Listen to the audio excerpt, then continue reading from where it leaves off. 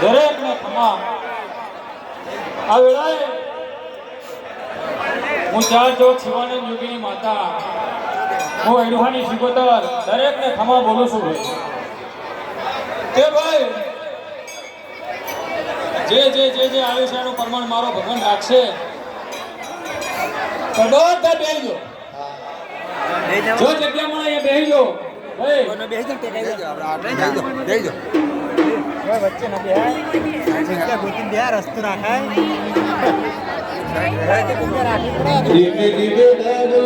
બોલો મારી માતા તુમકો ન બોલો મારી માતા આવો